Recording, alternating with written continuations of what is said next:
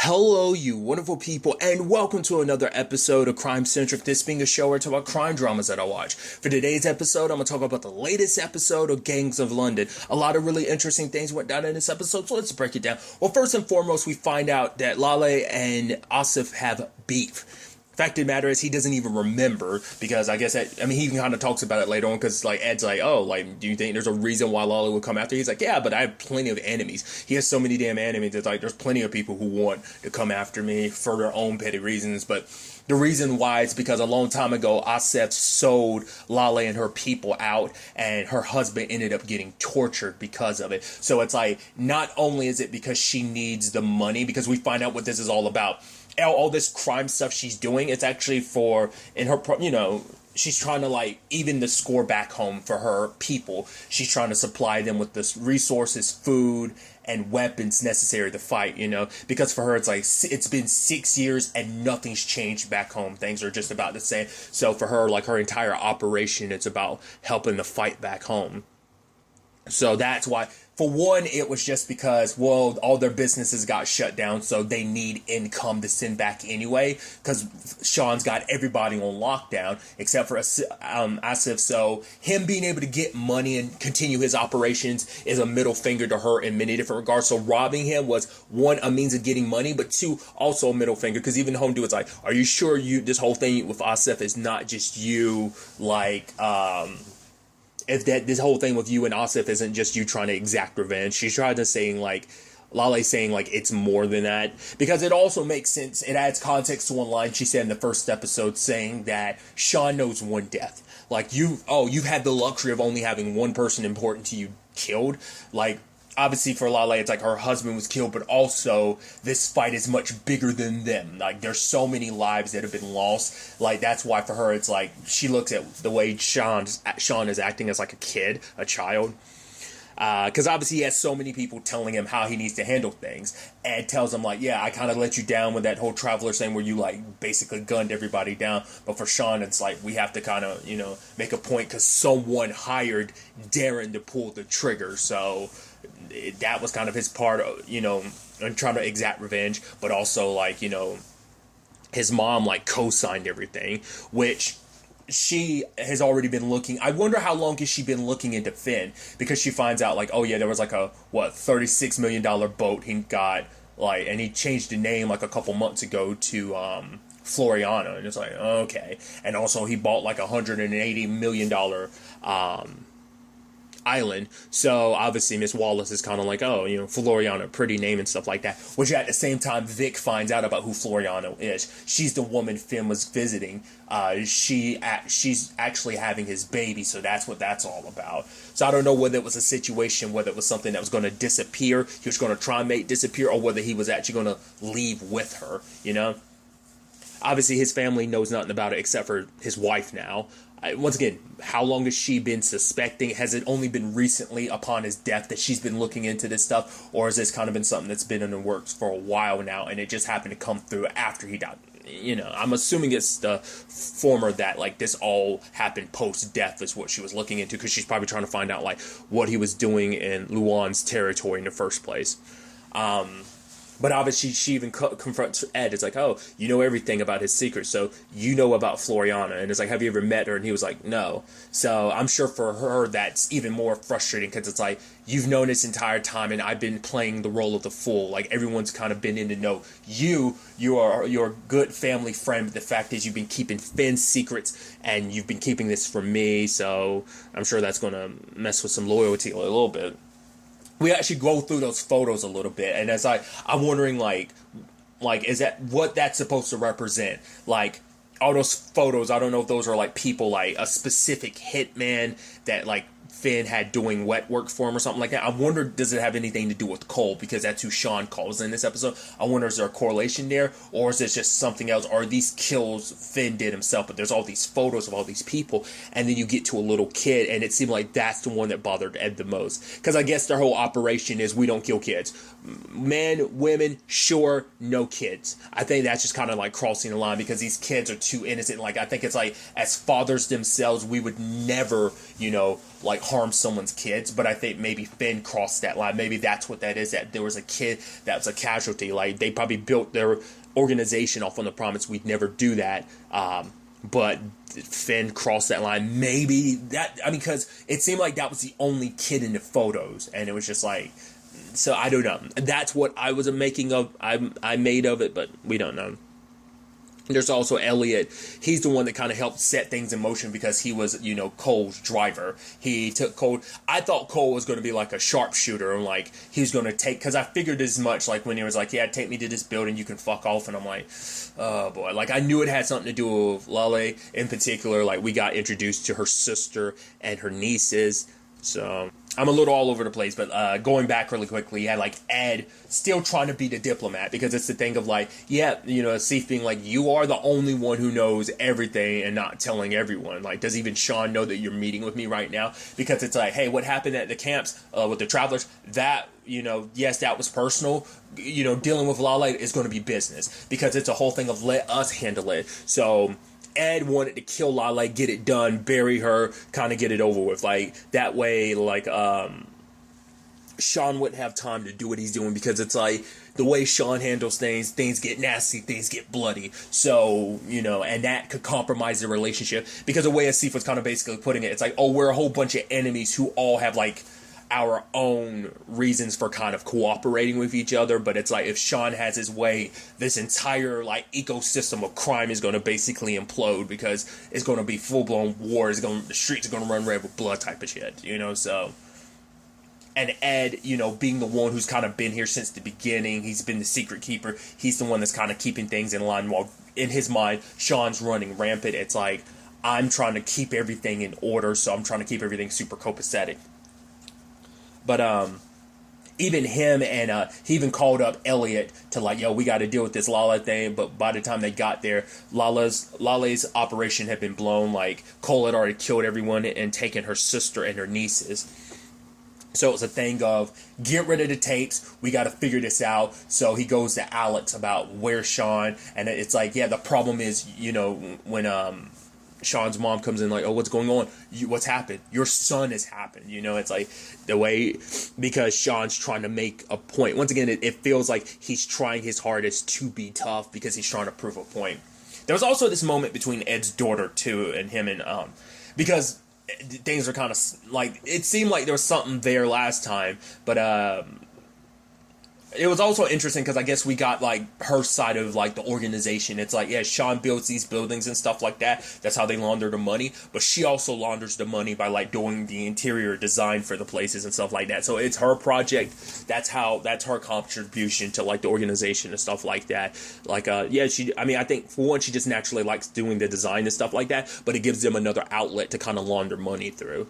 But like, while they were kind of getting a little hot and heavy, Elliot just stops it. But I was curious whether he was going to be like, yeah, I used to have a wife. Especially because he got introduced to her and her son. I'm sure it reminded him of his old life, Naomi, and his son, Samuel.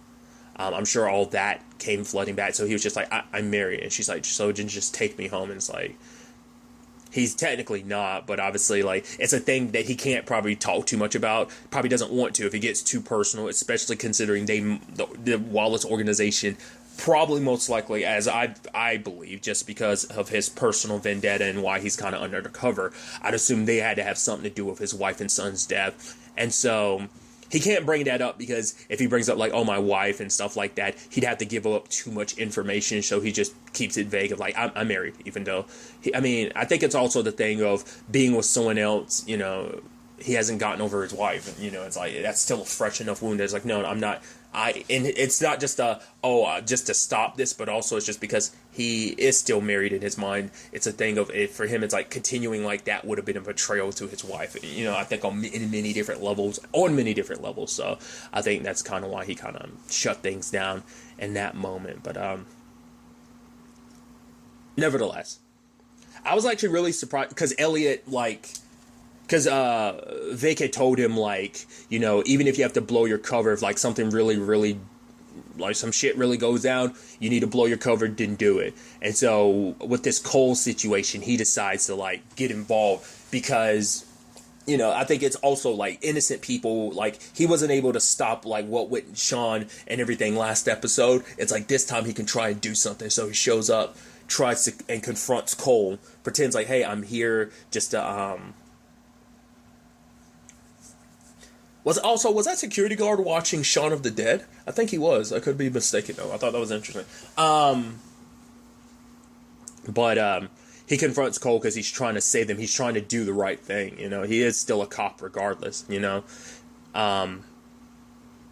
Ends up that fight. I didn't expect it, especially after the gunshots and stuff like that. To be fair, I wonder why did he kill the old man. I guess it's like he doesn't want any witnesses. I guess it's just a thing of like, oh, that guard probably isn't in the know about the Wallace organization, so he probably was like an innocent bystander because he's just like, oh, I'm just a regular security guard. So Cole probably's like, yeah, there can't be any witnesses, so just kill the poor bastard.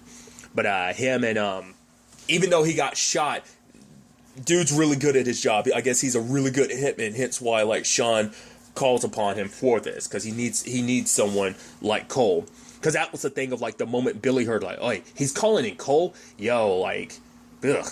Sean's lost his damn mind. Because like when Cole's name comes up, it seems like it's known that some shit's gonna go down.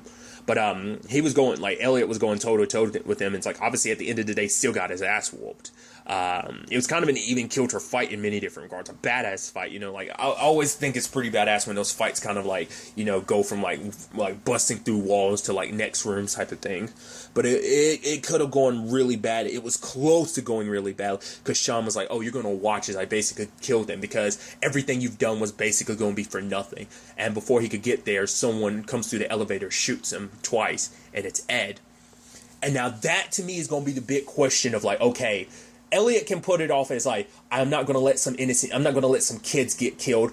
That's not going to sit well with Ed either. So I think it's interesting because it was never going to go that far anyway, because Lale got the news of like, hey, I've got your sister and your nieces, give us the money or they're done. But Lale doesn't give the money. She, in fact, doesn't even tell her right hand about what's going on, because it's like, this money's too important. Like, my family situation, whatever, like that, this fight is too important. It's too big. It's bigger than me. So, like, whatever sacrifice, even if it means my sister or my nieces have to die, she regrets it, but it's like, because I was wondering, I was like, is it just too late to get the money? It's like, no, it's not. It's just, she can't. Like, for her, it's like the fight back home in Turkey, it's too important. So, when it was all said and done, Sean rolls up on her, and she kind of explains, like, why she has beef with Asif. Hell, she still even has the scars on her hand. I mean, they weren't going to go away from her flesh burning when she tried to pick her husband up, and, like, because they were literally torturing him by cooking him alive. And so she still has the constant reminders of that. And so she's explaining that to Sean.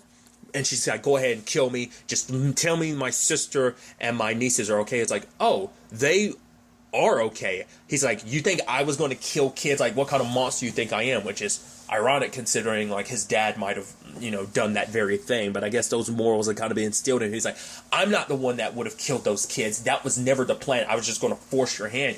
You were the one that was going to actually get your nieces killed because you had the opportunity, but you still chose this money above saving them. But also shows her, like, oh no, your shipment never made it on board. And he ends up burning all of it. It's like, oh, this isn't about the money. He's like, in actuality, I know you're one of the only people who couldn't have killed my dad because you need our operation too much for the money and stuff like that. So this cause is so important to you that you need us so you can get the money so you can send that. So he's like, basically Sean's offering her an opportunity to continue this operation.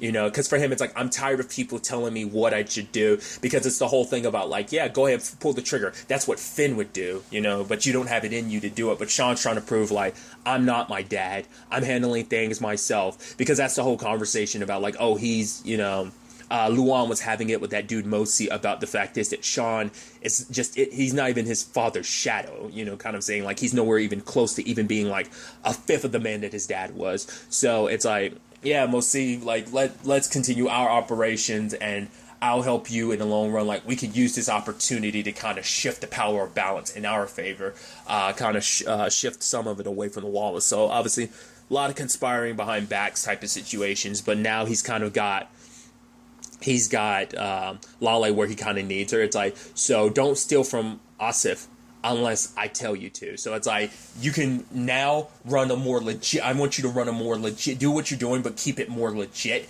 And the fact of the matter is, I want you to run an operation even bigger than Asif's, and just kind of walks away. So, but that's what I'm curious about. So Ed kind of jumped the gun on this a little bit. So did Elliot, but at the same time, it is a thing of, they figured Sean wasn't in his right mind, but his plan was always to never, hurt them. This was just to kind of prove a point. So Ed and Elliot kind of jumped the gun, but it's like, well, Cole's been taken care of, and they're going to get returned to Lale. So I'm curious. That's because they're going to also know there's some dissension amongst the rank, because it's like, right, so not everyone's on board with what Sean has done. So I'm curious what that does with, this whole, tactic he did with Lale. It might make her kind of, want to exact revenge. I don't know. It might put her in a place where it's like, okay, I'm not going against Sean again because he's not the kid I thought he was. She thought she could kind of pull the wool over his eyes, but it's like, oh, you didn't think we knew exactly where your money was going to? That's why they were able to, we knew exactly what was going on. Don't treat me like the perpetual child, that you've done for the past 2 episodes. I got the shit on lock, to a certain extent, but like I said, Elliot can explain it away by being like, oh, I didn't want the kids to get hurt, so but Ed's also the one to pull the trigger, so he needs to kind of cover his tracks in this too, so they're going to need, because, granted, Lale's sister and nieces don't know who they are, just think they're random bystanders. What's interesting too is because Elliot did call for backup, or at least probably let Vic know what was what, because it's like, I gotta blow my cover if necessary. It's still intact, so he needs to make sure they all get out of there before the cops show up, type of thing. So a lot of really interesting things. I'm so curious to see what the fallout is going to be between that, because once again, Ed's not going to let him know that he handled that. It's just going to be we're going to pretend like none of us were here. Probably going to tell Lale's sister and nieces, forget everything, or I will come after you and your kids again. So keep your mouth shut, type of thing, because he can't have Sean finding out that he went against him like that. We'll see ultimately how this all plays out next episode. But really, that's all I want to talk about. Until the next time we meet, be happy, be safe, live life to the fullest, and enjoy it. Good day, and goodbye.